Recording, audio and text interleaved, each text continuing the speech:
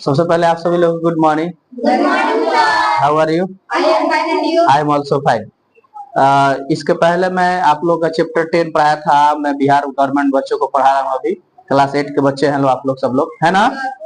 तो इस चैप्टर का नाम है किशोरावस्था और चैप्टर नंबर है 10। कितना नंबर है? 10। और इस चैप्टर का नाम है किशोरावस्था। किशोरावस्था के बारे में बहुत सारा आपको पढ़ा चुका हूँ ना। कितने से कितने साल की एज में किशोरावस्था रहता है, कितने से कितना साल में युवावस्था होता है, कितना से कितना साल में प्रौढ़ावस्था होता है, कितना से कितना साल में बुढ़ापावस्था होता है, ये सब मैं बता चुका हूँ ना। तो कुछ टॉपिक था जिस टॉपिक के बारे में हम लोग पढ़ाई कर रहे थे, उस टॉपिक के नाम है स्त्रियों में जनन अवस्था। स्त्रियों में जनन अवस्था। जनन अवस्था में भी मैं बहुत सारा टॉपिक पढ़ा चुका हूँ। कुछ पॉइंटेड है जिस पॉइंटेड के बारे में नहीं बताया हूँ, लेकिन अभी फिलहाल में इस पॉइंट के बारे में पढ़ूंगा और इस पॉइंट के पहले जो बताया हूँ, पहले उस पॉइंट को आप लोग को रीड करके बता दूंगा। सबसे पहले आपको टॉपिक में दिया है स्त्रियों में जनन अवस्था क्या होता है। कह रहा है कि स्त्रियों में यौना प्रारंभ यानी पिट्यूटरी सामान्य 10 से 12 वर्ष की आयु में हो जाता है। जो लड़कियों का यानी औरतों का जो यौना जो प्रारंभ हो जाता है, यौना प्रारंभ होता है, वो 10 से 12 साल की एज में हो जाता है ना। अर्थात इस उम्र में नारी में जनन क्षमता प्रारंभ हो जाती है। जैसे नारी का जो जन्म क्षमता होता है इस उम्र में प्रारंभ हो जाती है। किस उम्र में बाबू? 10 से 12 वर्ष। गुड। फिर कह रहा है कि इस अवस्था में स्त्रियों के आंतरिक जननांगों के कुछ चक्रीय अवस्था होती है, जिसे मासिक चक्र, मासिक धर्म या रोज धर्म या ऋतुस्राव या मासिक स्राव कहते हैं। आ रहा समझो ना। जिस चक्र में ये कुछ चक्रीय स्टार्ट होता है, शुरू होता है, उसको हम लोग मासिक चक्र कहते हैं, जिसको इंग्लिश में बोलते हैं हम लोग मेंस्ट्रुअल साइकिल, तथा मासिक धर्म या रोज धर्म या ऋतुस्राव चक्र या मासिक चराव, जिसको मेंस्ट्रुअल या मेंसेस या मेंस्ट्रुएशन कहते हैं। कह रहा है कि यह चक्र 28 दिनों तक चलता है। कितने दिनों तक चलता है बाबू? 28 दिनों तक। फिर कह रहा है कि आपको सामान्य स्थिति में प्रत्येक 28 दिन पर यह चक्र फिर से प्रारंभ हो जाता है। सामान्यतः यह चक्र 45 से 50 वर्ष तक के बीच बंद हो जाता है। यानी जो चक्र आपका स्टार्ट होगा वो 10 से 12 वर्ष में स्टार्ट होगा और ये बंद हो जाता है कितना से कितना वर्ष में बाबू हम लोग को? 45 से 50 वर्ष तक बंद हो जाता है।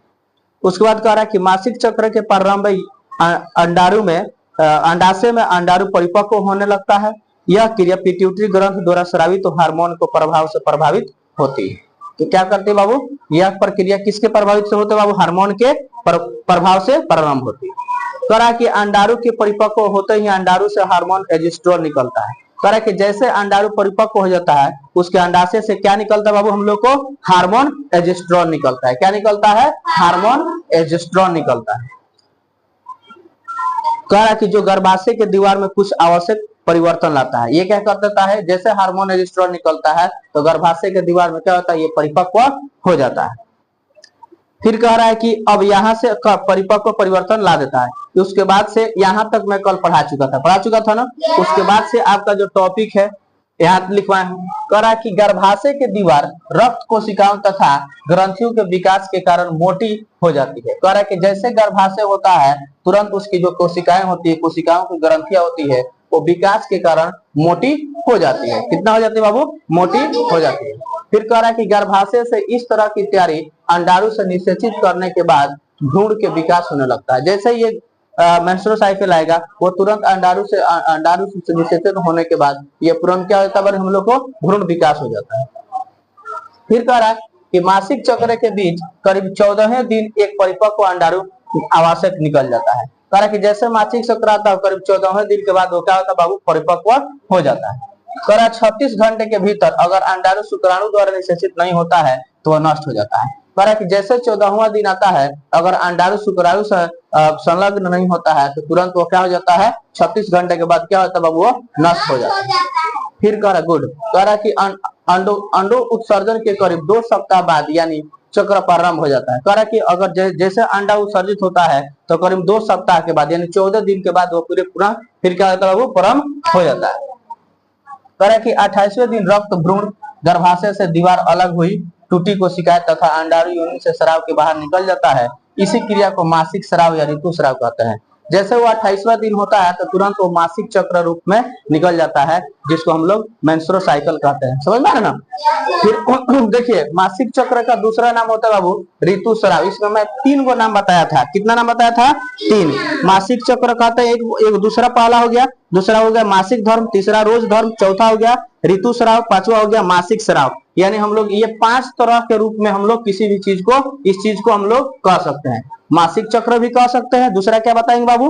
मासिक धर्म भी कह सकते हैं, तीसरा रोज धर्म भी कह सकते हैं, चौथा ऋतुस्राव चक्र कह सकते हैं, चौथा पांचवा मासिक स्राव भी कह सकते हैं। यानी मासिक चक्र को हम लोग 5 रूप में इसका नाम दिया गया है, कोई एक रूप में आप कह सकते हैं। फिर कह रहा है कि यह स्राव करीब 3 से 5 दिन तक समाप्त हो जाती है। जैसे आपका मासिक चक्र आएगा तो कम से कम ये 3 से 5 दिन में यह क्या होगा बाबू? आपका समाप्त हो जाता है। फिर कह रहा है कि तथा अंडाणु से फिर यह नए अंडाणु का निर्माण कार्य शुरू हो जाता है, यानी तुरंत यह अंडा बनाना शुरू कर देता है। फिर कह रहा है अर्थात मासिक चक्र पुनः प्रारंभ हो जाता है। नारी के जीवन में पहली बार होने वाली मासिक स्राव या रोज स्राव को मोनार्क कहते हैं। अब देखिए जैसे कोई 10 से 12 साल की जैसे लड़की होती है तो उसका पहले बार मासिक चक्र आता है, तो उस चक्र को हम लोग मासिक चक्र नहीं कहते हैं, उस चक्र को हम लोग क्या कहते हैं? मोनार्क कहते हैं। क्या कहते हैं हम लोग? मोनार्क। मोनार्क को इंग्लिश में भी मोनार्की कहते हैं। क्या कहते हैं? मोनार्क। अब आपसे एग्जाम में देखिए ये सबसे ज्यादा मेडिकल वगैरह के जैसे नीट वगैरह के जेईई के एग्जाम में बैठा जाता है, तो उस समय ये सब छोटा छोटा क्वेश्चन पूछता है। जैसे मोनार्क पूछ देगा किसे कहते हैं, तब आपको मोनार्क कॉन्सेप्ट नहीं रहेगा। तो ये सब चीजों को कॉन्सेप्ट रखने के लिए सब याद रखना पड़ेगा कि मोनार्क तब कहते हैं कि जब नारी के जीवन में पहली बार मासिक स्राव शुरू होता है, उसे बाबू हम लोग क्या कहते हैं? मोनार्क कहते हैं। क्या कहते हैं बेटा? मोनार्क कहते हैं। समझ में आ रहा है ना। उसके बाद फिर कह रहा है कि लगभग 45 से 50 वर्ष के आयु में अंडाणु बनना रुक जाता है।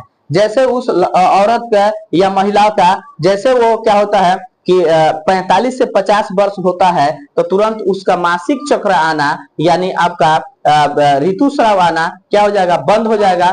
फिर कह रहा है बंद हो जाता है, जिससे अंत मासिक चक्र रुक जाता है। पूरा वो क्या हुआ? पूरा मासिक चक्र पूरा वो खत्म हो जाता है। उसके बाद कह रहा है कि संतान जनने की क्षमता समाप्त हो जाती है, यानी अब उसके पास संतान नहीं जन्म सकता है, यानी संतान वो दूसरा संतान को जन्म नहीं दे सकती है। कह रहा है कि इस स्थिति को रजोनिवृत्ति कहते हैं, जिसको हम लोग मोनोपोसिस कहते हैं। अब देखिए यहाँ कह रहा है कि अब क्वेश्चन आपसे एग्जाम में कह देगा कि बताइए रजोनिवृत्ति क्या होता है, मोनोपोस होता है क्या है।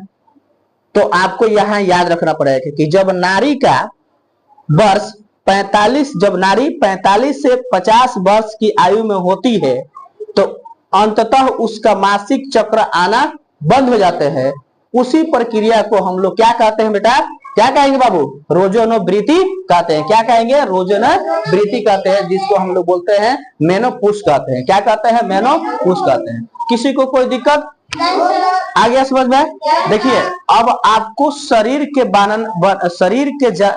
के बारे में जानना काफी जरूरी है कि नहीं? जरूरी है ना।